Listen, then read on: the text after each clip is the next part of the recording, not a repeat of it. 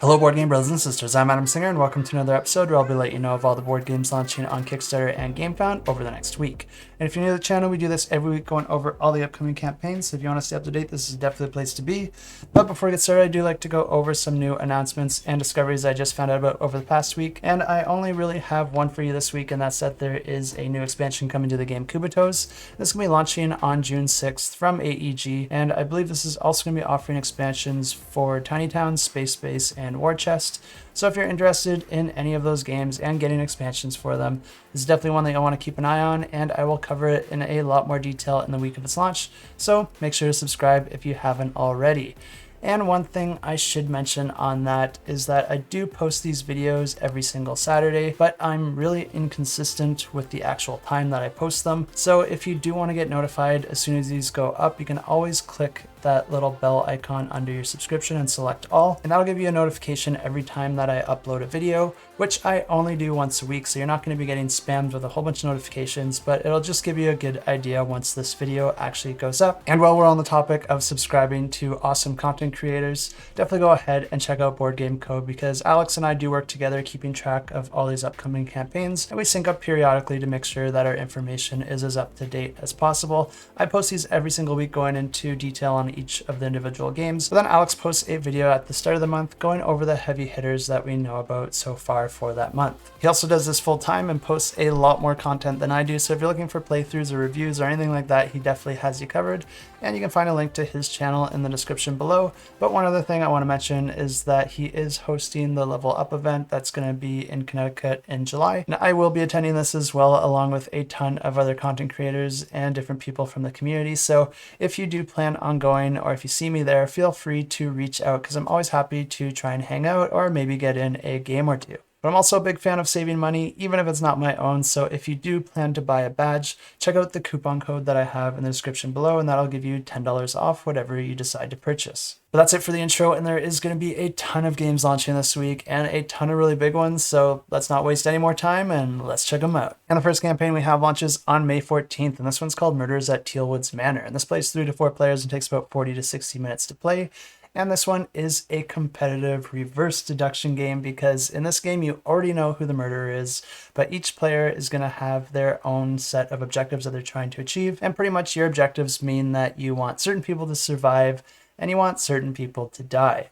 And in addition to the characters that you're placing out onto the board, there's also going to be an investigator as well as the murderer, and anytime that the murderer is in a room alone with any other character, that character is going to be killed. Players aren't actually going to be playing as these characters. Instead, you're trying to manipulate the board in your favor. And the way that this works is that players are going to be drafting different characters into their hand, and they're going to be placing them out onto the board, performing the action that that location has. Players are going to be trying to take advantage of this and using those actions on the board to try and push different characters into different rooms and try to get the murderer with the characters that they want to kill, and then try to help the investigator in different ways to help them fulfill their objectives.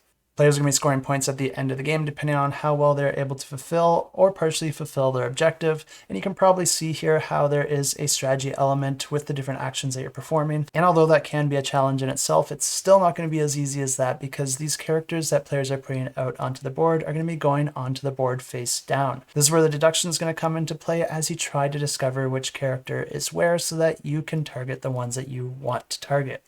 And as always, if you're interested in this one, I do have links to the campaign in the description below, and you can click to get notified. And the first campaign we're going to be covering for May 16th is Dead Cells, the Rogue-Lite board game. And this plays 1 to 4 players and takes about 45 minutes to play. And I do think this is going to be one of the big heavy hitters of this week. This one is based on the video game with the same name, and I know there's a ton of people that are anticipating this one, both in the board game community as well as fans of the video game. So this one has quite a following, and it looks like a solid game as well, because this one is a competitive deck building game where players are each going to be controlling their own beheaded heroes. And I'm not sure how exactly all of you lost your heads, but let's just say that permadeath is optional in this world. And players will be using their heroes along with their decks of cards in order to explore the ever-changing island, as well as the many dungeons that it has to offer. On a player's turn, they're going to be deciding where they want to go on the island. Do they want to search for new gear or weapons, or go attack one of the many monsters, or try to explore a new region entirely? Each region is going to be offering its own biome and environment, with the different enemies and gear that you find there being related to it. Players are going to be discovering more of these within a single game, but then discovering even more and more from game to game. But players don't only have their deck of cards in their arsenal, because each character is also going to be coming with its own special abilities as well. And this game plays in a sort of loop where players will be exploring the island and discovering those biomes, collecting different items and discovering different enemies, fighting those enemies, sometimes killing them, or sometimes being killed, because, like I said, death is kind of optional in this game. But the nice thing about not dying is that when you do kill one of the enemies, you're going to be collecting the dead cells from their corpse, and then you're going to be hanging on to those, collecting more and more as you defeat more enemies. And then when you take on a little too much and it's your turn to kick the bucket, you'll be able to spend those cells to upgrade your character and be reincarnated in a mutated, more powerful form. And the way that this works is that you'll be able to spend those dead cells to buy new cards to add into your deck. And there's 3 different types of cards that you can choose from. There are the brutality cards, which are going to help you with your offense. There are the survival cards, which will help you with your survivability and defense. And then there are the tactics cards, which will give you all sorts of different abilities in order to help you along the way. And of course, the whole reason that you're doing all of this is to try and defeat the final boss and eventually escape the island. And when players are able to do this, it's going to trigger the end of the game. And players will be rewarded for this as well, because when players do defeat that final boss, they're also going to be gaining some new starter biomes that you'll be able to start off your following game sessions with. This is a really nice bonus because it gives you a little extra something for winning a game, but then gives you a lot more variability to try out in any of your following games. And of course, if you're interested in this one, there'll be a lot more info once it launches, and you can find a link to the campaign in the description below. Also launching on the 16th, we have Disrupt, and this plays 1 to 4 players. It takes about 50 to 90 minutes to play, and this is an asymmetric competitive game where each player is going to be playing a completely different role, interacting with the other players and the board in their own unique way, each with their own unique objectives that they're trying to achieve. And this is an economic game because each of the players are going to be able to influence the economy of Silicon Valley in their own ways. The different roles that players can play with in this game is to be the startup company who's trying to come up with new ideas and funding for those ideas, while also trying to complete the different projects and earn unicorn status.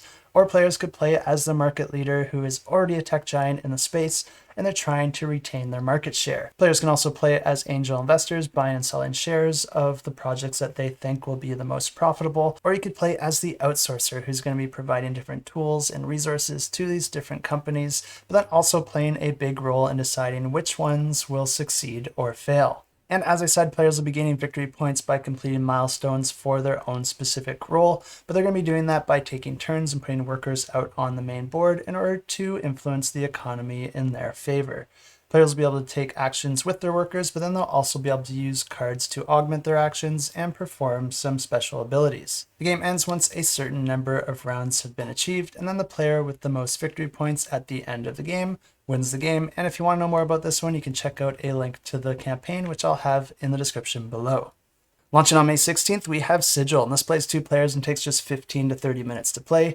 And if you are a fan of abstract strategy games, I think you'll definitely want to check this one out because it has some really unique ideas. They look like a ton of fun. It also has a very simple rule set because the goal in this game is just to be the first player to get 3 more stones on the board than your opponent. And this one has a really interesting board because you're going to have all these different interconnected areas where you're going to be placing and moving your stones. Then there's going to be all these circular areas that represent different spells. And if you're able to occupy all the spaces of one of those circles, you'll be able to cast that spell at a cost. And then there's this area in the center, which is simply used to track if either player is ahead of the other player and by how many stones. But something that I really love about this board is that some of these spells are going to be represented by tiles, and you'll be able to shuffle these at the start of the game, randomly pick some, and then put them out on the board, which means you're going to have different spells available to you from game to game, which is going to give you a bit of variety and give you something a little bit fresh and something new to try and use to your advantage every time you play the game. And the way that the game actually plays is also very simple because this is a turn-based game where players are going to be alternating back and forth, and there's a few different things that you can do on your turn. The first thing you're going to do is just place a stone out on the board. And each player is going to be starting with a starter stone in their starter location on the board. But then anytime that you place additional stones, you're going to be placing it adjacent to a stone that you already have. And one thing to know when you do this is that you can place one of your stones onto a space that's already occupied by your opponent as long as they are adjacent to one of your stones. But when you do this, you don't necessarily destroy them. Instead, they're going to be pushed to the next available empty space, but they can only move either to an empty space adjacent to them or to an empty space that's connected to them by their own colored stones. If there's no option for that, then you will crush them and destroy that stone, and that will be removed from the board. This is definitely a key strategy to the game, so you'll want to be blocking off the different sides of your enemy stones and then trying to land stones on top of them so that they have nowhere to go. And after you've placed your first stone, you do have the option to place a second one, but this one does come at a cost because in order to do that, you have to sacrifice any 2 stones that you have out on the board, meaning that you're going to have to remove them from the board, which is going to reduce the total number of stones that you have, but it might be worth it depending on the strategy that you're trying to complete. And the last thing that you can choose to do is to activate one of the spells that you're currently in control of. And like I said, in order to be in control of a spell, you just have to be occupying all the spaces on that spell. And if you are able to do that, then you can activate it. But when you do activate a spell, you actually have to sacrifice all the stones that you have on that spell. So this means that you could be losing a lot of stones, but the power of the spell does scale with the number of stones that it requires, which means that you're probably going to be wiping out a ton of your enemy's stones as well, or gaining back some stones as part of that spell to make sure that you are finishing out ahead. But there are a couple other things you might want to know about these spells, and that's that if you do control certain spaces on the board, those can actually allow you to gain back some of the stones that you sacrificed when you perform a spell. And the other thing is that some of these spells do not require you to sacrifice anything.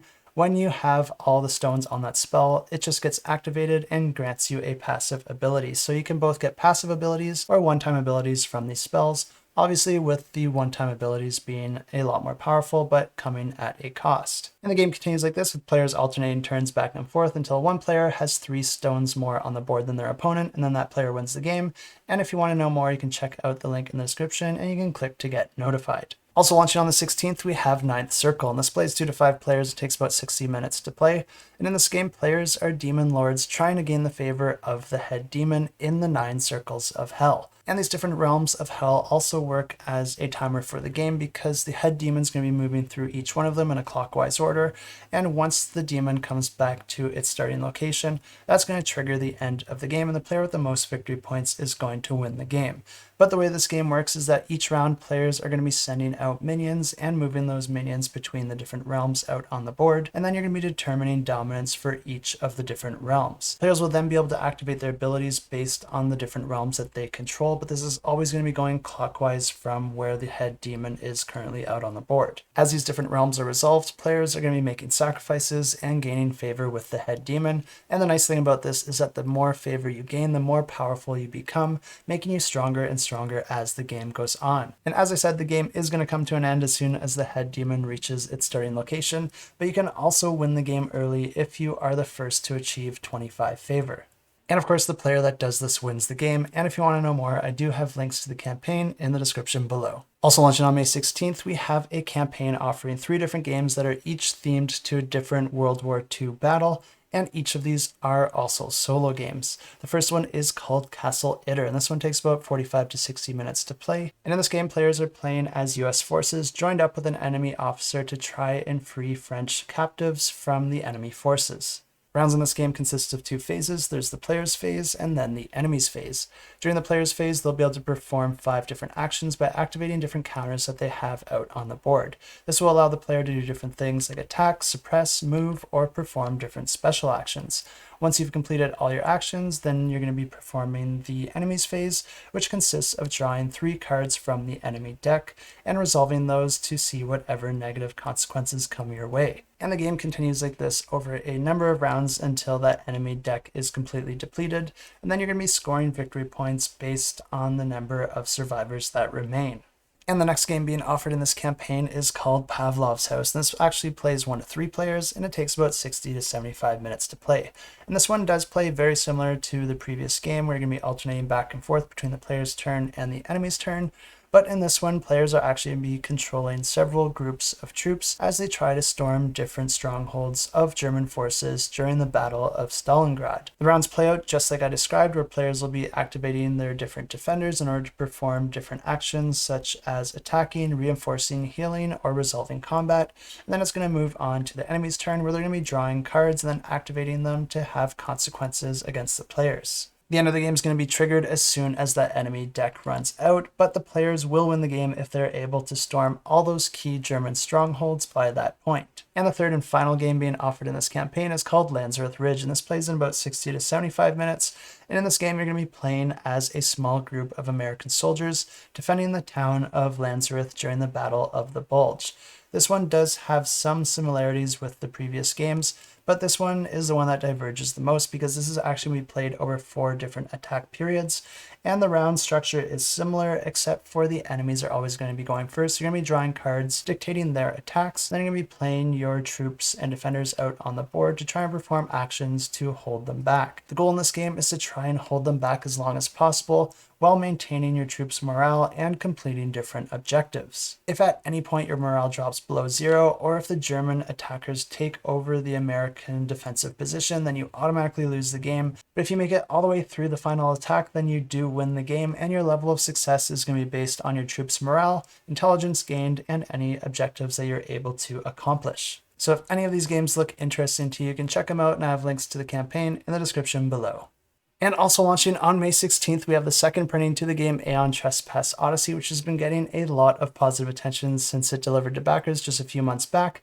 But this campaign is also going to be adding a ton of expansion content and brand new mechanisms and regions to explore, which I will come back to in a bit here. But they will be building upon what the original game already delivered, expanding on that lore, expanding on the mechanisms, but then focusing more on regional conflicts, whereas the original game was focused more worldwide. But if you're not already familiar with this game, this is a massive cooperative narrative campaign game that focuses on narrative, exploration, and epic boss battles. But before I go and just jump into this one, I should warn you that this is going to be offering you a ton of content. It's going to have a lot of rules for you to sift through. It's not going to be a quick game to set up or tear down.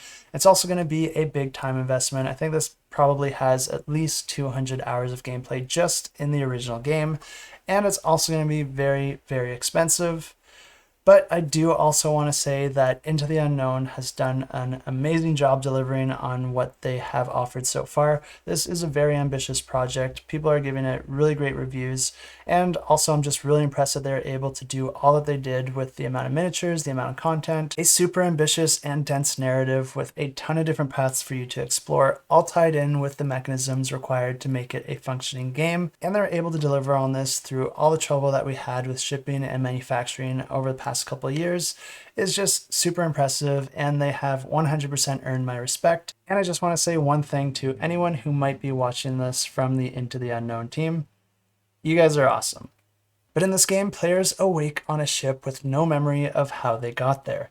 But the world they're waking up to is not a great one because it's on the verge of destruction as these giant primordial beasts are wreaking havoc on the lands. And these are some massively destructive beasts, and the threat that you pose to them as humans is basically nothing, so you need to get creative. Lucky for you, you have discovered some advanced technology, and it's this technology that you're going to be using to take control of some more simple-minded beasts known as Titans. The primordial beasts are still going to be a massive threat even for the Titans, which means that your Titans may not always survive. Lucky for you, there are many more scattered throughout the earth, and as you explore the world, you'll be discovering more Titans that you'll be able to recruit to your side, equipping them with your technology and taking control of them for the purpose of battle. Players are going to be starting the game out on a specific location tile, with each of these tiles having different directions that you can go to explore more of the world, as well as having a ton of different POIs that players can interact with in order to discover their secrets, uncover more of the narrative that the game has to offer, different paths that you might be able to go, as well as discovering more Titans with unique abilities that you can add to your arsenal, and even gear and weapons that you can use to upgrade those Titans. The game also starts players out with a couple main quests that you can complete in any order, and there's going to be different options and outcomes depending on what players do. Some of these options could be simple choices, while others could involve skill checks. And completing those main quests will also open up the door to completing other main quests as part of the overall narrative, but you'll also be discovering smaller quests and side quests as you just move about the game. And of course, as players are completing these many quests, you're eventually going to be coming face to face with one of these deadly primordials. And when combat occurs in this game, you're going to be moving over to the combat board and then alternating turns with the primordial. On the primordial's turn, they're going to be resolving an AI card, which is going to dictate their movement, any attacks or special effects that they might perform.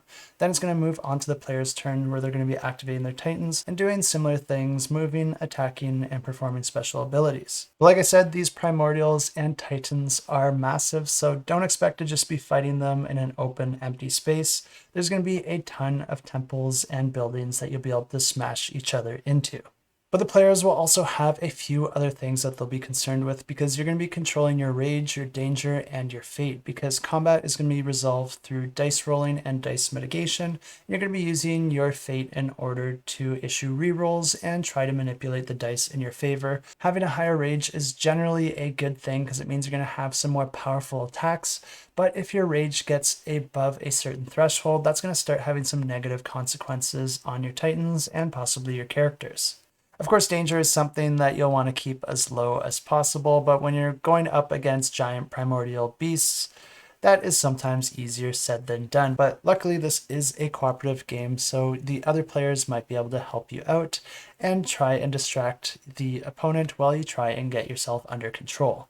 And like I said, the original game focused more on global cataclysmic events, while these new expansions are going to be focusing more on regional conflicts. But something that is really cool and different about these new expansions is that there's actually going to be 4 of them, with the core one being summer. And each of these is going to be offering new regions that all connect together, because these expansions are going to offer a true open world experience. And the more of these expansions that you have, the more of the world you'll be able to piece together. And with each of the expansions being associated with a different season, you're going to be experiencing different primordials and gear and titans that are related to those elements. And another really interesting concept that these expansions introduced is done through the introduction of the titan known as Herakles.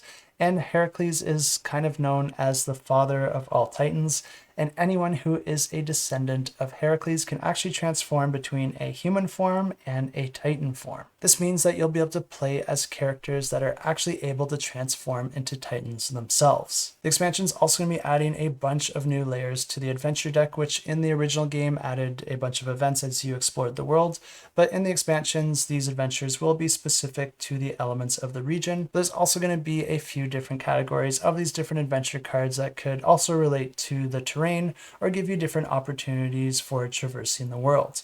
So if all that sounds interesting to you and you're willing to make the investment, or if you're just interested to learn more or just look at all the crazy cool miniatures, I do have a link to the campaign in the description below. And if you do want to know more, there are a ton of other great content creators putting content out for this in much more detail that you can go ahead and watch right now.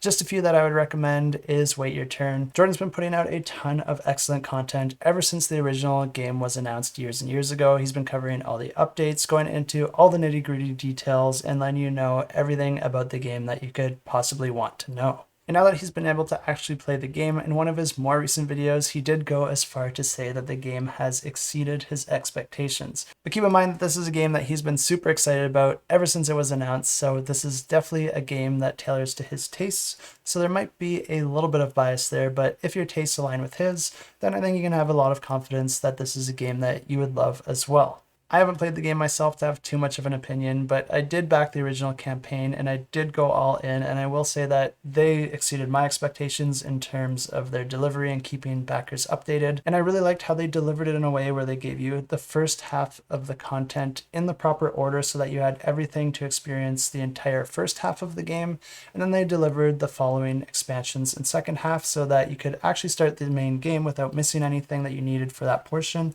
and then play the second half once it was ready to be manufactured and delivered to backers. I don't think I could be any happier with their execution and how well they're able to keep backers updated with constant posts and updates on their progress. And it's no surprise, with all of that being said, that this one is also our Discord pick of the week. But if you're interested in a few different opinions of this game, Quackalope is also putting out a series where they're going to be playing through the campaign and giving you updates on each of their sessions. And then something that was really surprising to me because I wasn't expecting it at all, because this is definitely not the type of game that I would expect Tom Vassell to invest a lot of time into. But Tom Vassell is also doing a very similar thing, playing the game on his own. He's already played a ton of the game already with a few other people, but now he's continuing to play the game on his own, putting out weekly video updates, letting you know of his progress and his thoughts along the way. Tom is definitely someone who is not shy at giving you his honest opinion of the games that he plays, so seeing that he's investing so much into this one, I think he likes it, but feel free to check it out for yourself and hear it straight from him. Also launching on the 16th, we have Ahotnik, and this plays 2 to 12 players and takes about 90 minutes to play. And this one is a team-based strategic miniatures combat game. And in this game, each team is going to be issuing actions to control a robot out on the main board. And of course, the objective here is to try and be the last robot standing by eliminating all your opponents. But your opponents aren't the only thing you need to worry about, because there's also a shared threat that all the players are going to have to be dealing with, known as the demons. But the way that this game actually plays is that each player is going to have their own personal player board, as well as 3 action tiles. There's going to be a tile to activate your strategic abilities, your movement abilities, or your attack abilities. And the way that these action tiles come into play is that each player is going to be simultaneously selecting 2 of the 3 and then assigning them to one of the numbers on their personal player board. The different numbers correlate to the different sides of the hexagonal spaces, so whichever number you're issuing it at indicates which side of your current space you want to activate it. When you're issuing tiles to your own personal player board, you're doing this in secret, which means that you're placing the tiles face down. And keep in mind that you are on teams here, so this means that your teammate doesn't know which action tile you're playing. After all the players have chosen their actions, they're then going to be simultaneously revealed, and then each of these actions are going to be activated in order of strategic actions, movement actions, and then the attack actions. But something that's interesting here is that each of these slots on your own personal player board also have an icon associated with them. And if you and your teammate play the exact action in the exact same spot, then you're going to get a super powered version of that action, which means that you're going to be able to activate the ability associated with that slot. But after all the players have performed their actions and any additional effects, it's then going to move over to the demons, where they're going to be spawning more demons out on the map, then activating them and causing chaos to all the different players. The game continues like this until either the demons win or until there is just one player standing, and then that player wins the game. Also launching on the 16th, we have Detective Saints and Sinners, and this is the new expansion to the game Detective City of Angels. This plays 1 to 5 players. It takes about 30 to 150 minutes to play, and this is a 1 versus many competitive deduction game. And in this game, players are going to be set in the 1940s Los Angeles, where they're going to be taking on the role of detectives investigating a high-profile murder case. There are a bunch of different cases to choose from, and the detective's goal is to solve the murder case by gathering evidence, interviewing different suspects, and following leads to identify the murderer, their motive, and their weapon. But this isn't going to be so easy, because there's always going to be one player known as the Chisel. And the Chisel's objective is to try and mess with the players and mislead them and prevent them from solving the case. But the game's played over a series of rounds, with each round having an investigation phase and then a Chisel phase. During the investigation phase, players will be able to gather information, interview suspects, and follow their leads. But essentially, they're going to be getting all this information from the player acting as the Chisel. So the players are going to have to decide whether or not they want to accept that Chisel's answer. If the answer that the Chisel gave you just doesn't seem right, you can choose to call their bluff. And if you are correct, you're going to be gaining tokens that gives you leverage in future investigations. But if you challenge them and they weren't lying, then they're going to be gaining tokens, which they can then use to gain leverage in the future against you. But as a detective, it's always good to have multiple sources of information to make sure what people are telling you all adds up. So this means that your only source of info doesn't have to be just from the Chisel. You can actually bribe other players to have them give information that they might have figured out, or you can also pay snitches to spy on the other players and intercept information that they might be gathering from the Chisel themselves. But after the investigators phase, we move into the Chisels phase, and this is when they're going to be adding some more information to the board, responding to some of the actions that were taken, but choosing between a few different options and deciding how they want to present the information so that it is as misleading as possible. The game ends once a detective has successfully solved the murder, and then that detective would win the game, or if all the detectives fail to solve the case within a certain number of rounds, then the chisel is going to be winning instead, and the killer is going to escape. But like I said, this game offers a bunch of different cases to choose from, but once you've played one, you likely won't want to play it again unless you are playing as the chisel. So this new expansion is going to be adding a whole bunch more to the mix, so you can start to play a few different scenarios that you haven't played yet, allowing you to jump into some crime solving without any prior information on that case. And if this one sounds interesting to you, you can check out the campaign, which I have linked in the description below. But I also highly recommend that you check out the video from Shut Up and Sit Down, because they do a great job of explaining the game, giving you a good idea of what to expect and what makes this game so special. And this is a game that has a really nice rating on BGG, as well as great responses from all sorts of different content creators. So if you are interested in this one, I do think that you can back this one with confidence. And another campaign launching on the 16th that I just barely caught while filming this video is that there will be a Button Shy reprint campaign, and they're going to be reprinting some of their out of print games. They have a ton of these games, and it looks like they've already picked 3 that they're going to be reprinting during the campaign, but then they're going to be choosing 3 more over the course of the campaign based on backer interest. So if there is a Button Shy game that you've been trying to get your hands on, but it's been out of print or difficult to find, this is definitely your chance to join the campaign, try and make some noise. Maybe it'll be one of the games selected for a reprint. And if you do want to know which of their games are getting a reprint, well, they haven't posted any of that information so far, not even the 3 that they've already chosen. So if you do want to know, you'll have to check out the link down below and check it out once it launches. And of course, you can follow along if you want to see which of the following 3 games will be selected as part of that reprint run as well. And now for games launching on May 17th, we have Apex Legends, the board game. This plays 2 to 4 players. It takes about 60 to 90 minutes to play. And this game is based on the video game with the same name, which is an online battle royale that's free to play, and they do a really great job of it because nothing in this game is pay to win. And if you are already amazing at this game, you can find me on my PlayStation, we can squad up, and you can carry me all the way to Pred.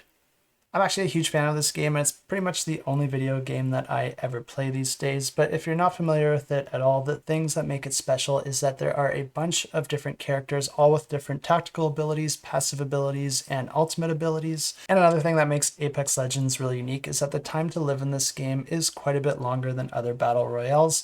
And what that means is that you have your health and you have your armor, and you also have the ability to be brought back up if you're knocked to the ground, and you also have the ability to be resurrected completely and respawned if you are completely killed. What this means is that you can have a lot longer battles, which is the most exciting part of battle royales, because when you have a longer fight, that fight can kind of tell a story, and it's not just someone shoots you and you're dead. Instead, people are pushing and pulling back and forth, using their abilities to their advantage, avoiding bad situations with their opponents, and then also working as a team, sharing loot, picking people back up, and resurrecting them when needed, which really makes just an amazing experience. As long as you're not getting charge rifled by a third party 10 miles away. At its core, this is a shooter game, so the gunplay is obviously really important, but the movement is really what sets this apart, because you can do certain things to gain momentum and then carry that momentum into different slides or jumps or different actions or abilities that the different legends have in order to augment that gunplay to make yourself harder to shoot, get an advantage on your opponent in terms of positioning, or even try to get yourself out of some very sticky situations. And I did touch on this one already, but I think the abilities are also another thing that sets Apex Legends apart. Not only is it a cool thing that each of the characters have their own set of abilities, but they're all very different from each other. And depending on the team that you put together, you can have a lot of different opportunities and combos in the way that they work together. And there are no limitations to the characters that you play, other than you can't have 2 of the same characters in a single team. So this means that you can mix and match any characters that you want, and if you have a favorite character, you can always play them so long as someone else doesn't pick them first. And one thing that I really love about the publishers of this game is that they're doing a great job of taking all those things that makes Apex special and then bringing it into the board game in a way that makes sense in a board game setting. And each of the characters' abilities are going to transfer over as well. So Bangalore is going to have her airstrikes and her smoke screens. Wraith is going to have her portals and jumping into the void. Gibraltar is going to have access to his more targeted airstrike as well as his protective bubble. And then Bloodhound is going to have his tactical ability where he can scan enemies, but this does work a little bit different because this is a board game, so you'll be able to already see where all the enemies are. But you're basically going to be tagging anyone that you scan with a crow, which is going to make them easier to hit when it comes to resolving your accuracy. And this board game is going to be quite the spectacle with all the different miniatures as well as the 3D terrain, because cover in this game is also super important, and it does play in as a factor when it comes to resolving accuracy in this game. And something that I think is really cool here is that they did kind of incorporate that longer time to live that I was talking about earlier, because in order to kill an enemy team, you actually have to kill all the members of that team in a single turn, which means that if you've only killed one of them, that player is going to be back on their feet in the following turn, which can be interpreted as their teammate reviving them. I don't think they'll be at 100% because you do have your shields to heal and you do have your health to heal, and there are health packs and shield cells that you'll have in this game. So when you come back up, you're probably going to be a little bit in a critical state, making you easier to knock in the next round. But I think that just does a great job of capturing how the game actually feels, because within a single fight, many of your team members could go down and get revived back up. And this really is a game about putting pressure on those other teams. And just like in the video game, in the board game, you will be able to move around the map, open up different loot boxes, and gather different weapons and gear to upgrade your arsenal. And whenever you open one of these loot boxes, you're going to be drawing a card from the loot deck, and that card's going to tell you what exactly you found in that box. And whenever you open a loot box, you'll be able to draw a card from the loot deck, and that's going to have a bunch of different items on it telling you what you found in that box, and then you'll be able to pick and choose what exactly you want to add to your inventory. And if you've played any battle royales, you're probably familiar with the concept known as the storm or the zone, but if you have no idea what I'm talking about, it's essentially an area of the map that gradually gets smaller as the game goes on, forcing players to get closer and closer together, because if you are ever outside of that zone and in the storm, then you will be constantly taking damage for the duration that you are out there. And this board game does take inspiration from that as well, and it works in the exact same way. So as you're playing rounds, the zone is going to be creeping in more and more, making certain areas of the board issue you damage if you're still in that area when the zone comes in. And there's going to be a few different trackers to monitor the state of the game, but there is one track in particular that's super important, because like I said, at the core of this game, it is all about the gunplay, and the main track that I'm talking about is your accuracy track. And the way that this track works is that you have a bunch of +5s on the left side of the board, you have a 0 somewhere in the middle, and then the numbers get increasingly more negative the further you go down that board. This is going to come into play anytime that you fire your weapon, because each weapon is going to have its own set of stats, which can also be augmented by different attachments. But the different stats are going to be its mag size, which is going to dictate how many cards you get to draw. There's going to be the damage, which dictates the damage it does. And then there's also going to be its accuracy, which is going to represent how easy it is to hit your enemy. And just as an example of how the accuracy and the guns work in this game, the accuracy of the alternator is a 40, but then its mag size is a 3, which means that you'll get to draw 3 cards, and the cards will have different numbers on them. And then you'll be issuing those out on the accuracy track, starting from the 0 and then moving to the right with each of the cards that you play. You're going to be taking the number from your card and then adding it to whatever number is on that accuracy track. And if that number is higher than the 40 in this case, then that will issue a hit and do the amount of damage as dictated on that weapon card. And you might have noticed that some of these cards also have some additional icons. There is the headshot icon, which means that if you do land a hit with that, you're going to be dealing additional damage. There's also an icon with a half target on it, and if you get 2 of those out there to complete a full target, then that's going to issue you a bonus hit. Then there's also cards that could have an up arrow on them, a down arrow on them, or a half cover, and if you play any of those, it means it's an automatic miss if the enemy is above you, below you, or peeking behind cover. But like I said, the weapons you have, the gear you have, or your abilities can all manipulate the way that all of this plays out, and you're going to want to use that to your advantage to try and be the last team standing. And if you are, you win the game. And if you are interested in this one as much as I am, you can go ahead and check out the link to the campaign in the description below. I'm already following it. You can follow it too, and let's go and unlock those stretch goals, because I'll definitely be backing this one, and I will be a little sad if I don't get Mad Maggie. Syndicate's gonna regret letting Mad Maggie off her leash. Also launch on the 17th, we have Evolution Another World, and this plays 1 to 4 players and takes just 20 to 30 minutes to play. And this is a competitive card game where players are going to be putting different creatures out on the board in front of them, issuing them different traits, and then trying to evolve them using energy. At the start of the game, you're going to be putting the energy deck on the table, and then you're going to be revealing one of the energy cards. Any energy available on this card is available to all players. Then there is also going to be some energy outlined at the top of the card associated with a specific type of trait that only creatures with that trait are able to access. You're then going to be dealing out a creature card to each player. This represents the starting creature for each of the players, but then you're also going to be dealing out 5 more of these cards into each of the players' hands. Players are then going to be taking turns performing 2 optional actions and 1 mandatory action, with the optional actions being to create a new creature by taking a creature card from their hand and then putting it face down on their table with the lizard visible. And the second optional action is to add a new trait card, which means that you're going to be taking one of those creature cards from your hand, choosing one of the traits on either side of that card, then sliding it behind one of the face down creature cards that you have on the table. Doing this will add that trait to your creature as well as any associated abilities. And finally, we have the mandatory action, which is to activate one of your creatures. And whenever you do this, you're going to be choosing a creature to activate. And then you'll be able to choose one of 4 different activations. You can either gain an energy from that shared source card if there's any available that you're able to take, or instead you can choose to attack another creature if you have a trait card that allows you to do so. This is also another way to gain energy onto your creature card, but it's also going to put your creature to sleep after it performs the attack. Or if your creature card already has 4 energy on it, you can choose to transmute it, which will evolve it into a token representing that that creature is complete. Finally, if there's no other actions you can perform, then you can choose the sleep action, which is just going to put your creature to sleep. The round ends once every single player's creature is in a sleep state, and then you're going to be dealing out a new energy card, dealing new creature cards to each of the players. Then the game continues like this until one player transmutes 3 of their creatures first, then that player wins the game.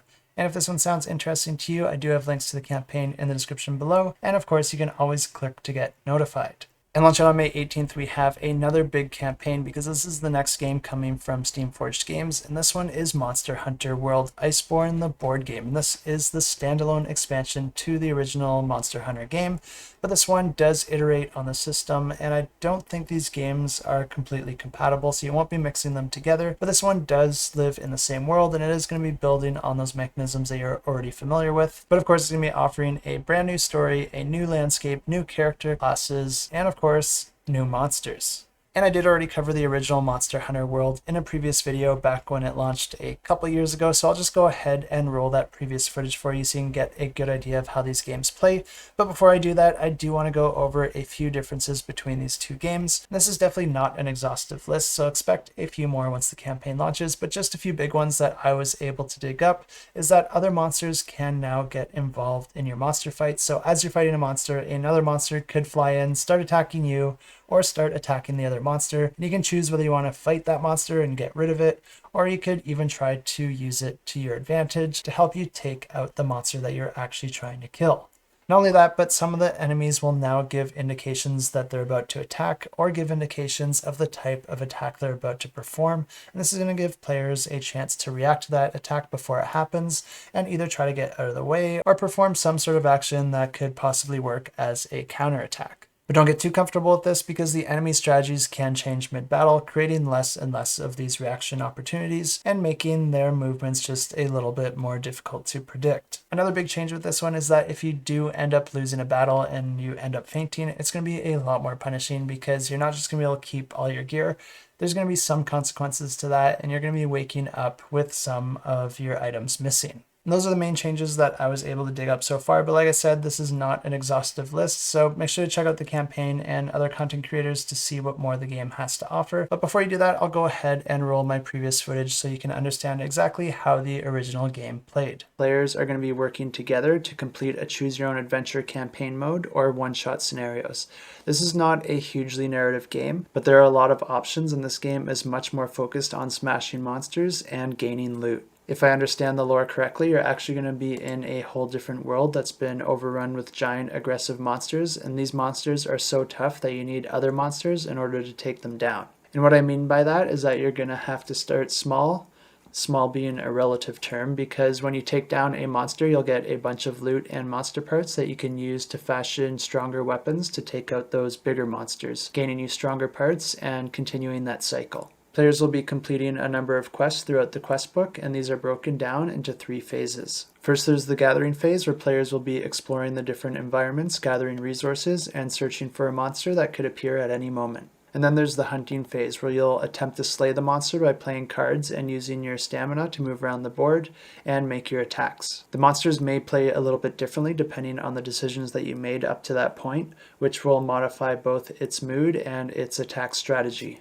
Finally, there's the HQ phase, where you'll be crafting new weapons and armor using the loot from your monster's battles, assuming that you survived. And that's everything for this week, but don't leave yet because we still have an awesome giveaway to announce, and these are the easiest giveaways to enter ever. All you have to do is leave a comment down below. You don't have to like, you don't have to subscribe, you don't even have to say anything nice, but I do appreciate all those things. And as a side note here, we did just hit 9,000 subscribers, which feels pretty cool because we're getting really close to those double digits, and I don't know if 10K really means anything. I'm going to be putting out content either way, but if there are milestones to hit, 10K is definitely one of them. So thanks so much to everyone who's helped get the channel to where it is today. And if you are someone who watches these videos but hasn't subscribed yet, well, get ready to click that subscribe button because I know exactly how to win you over. Hey you, subscribe to Shelf Clutter now. I'll think you're really cool and I'm a cute seal. Look at me. And this week's giveaway is for a pledge for Skytear Horde. And if you're not familiar with this game, this is a cooperative card battler castle defense game. We're going to be playing cards into different lanes, trying to block off enemies that are trying to attack your castle. The enemies are going to attack whatever's in front of them, so if you have an enemy there, they'll attack each other, but if there is an empty lane with an enemy in it, then that enemy is going to be doing damage to your castle, which you don't want to happen. But a cool thing about this game is that there's going to be different portals spawning different enemies, and some of these portals can even spawn some different boss monsters that will be quite a challenge to take out. Players are also limited by the number of cards that they're able to play, and if your castle gets destroyed, you're going to lose the game, but you'll also lose the game if your deck runs out because you'll be no longer able to defend the castle. But of course, if you can destroy those portals before either of those things happen, then you win the game. But something that's really cool about this giveaway is that this is coming from some really awesome publishers because they decided to donate a deluxe pledge from their previous campaign, which means that this will be able to be shipped out almost immediately and you won't have to wait until the current campaign delivers before you can get your hands on this game. And the deluxe version comes with all the cards and stretch goals from the original campaign, as well as upgraded plastic tokens, a playmat, and 2 additional expansions. And like I said, all you have to do to enter this giveaway is leave a comment down below. Any comment will do, so I'll just leave that up to you, and I'll go ahead and draw the winner from the comments at the end of next week's video. So good luck in the giveaway, but for now, let's go ahead and draw the winners from last week's giveaways. And we had 3 giveaways last week, and the first one was for the complete collection of the 18 Hex games. And to draw a winner, I'm going to use this fancy application here. All these extra names down here are bonus entries for my Patreon subscribers. If you like this sort of content and you want to help support the channel and make all these efforts just a little bit more sustainable for me, I truly do appreciate it, and you can find a link to my Patreon in the description below. Definitely not a requirement, and I will always offer all my content absolutely free, but it is the best way to support the channel, but it's not the only way, and if you're looking for some other ways to show your support that don't cost anything at all, you can always like, subscribe, or share these videos because those all help with the YouTube algorithms, and they help gain more exposure, and all that just helps the channel to grow. Let's go ahead and draw the winner for the 18 Hex Games Collection. And the winner is Rogue-Lite Punk. And in the last video, I did talk in a little bit more detail on how the giveaways work and how they are balanced between the YouTube comments and the patrons, and that I wanted to work on balancing that a little bit better moving forward. And Rogue-Lite Punk was just commenting on that, saying that it makes sense the way that I'm doing it right now. I appreciate the feedback on that, and I also very much appreciate how meta this seems now that this comment was drawn for the giveaway. Congrats on the win. Just email me at adam@shelfclutter.com and we'll get that pledge all sorted out. And the other 2 giveaways were for Elimino the card game as well as Swirling Heroes, and these ones were run over on the Discord. So if you did enter those giveaways, be sure to check back on the Discord and see if your name got drawn. And if it was, feel free to message me on the Discord and we'll get that sorted out. That's everything I have for you this week. Not a whole lot to say at the end of this video. This was a long one. I'm losing my voice. I'm getting tired. It's after 2 a.m. and I guess I do need to sleep some nights. So as always, thanks so much for watching, and until next time, keep that shelf cluttered and the table full.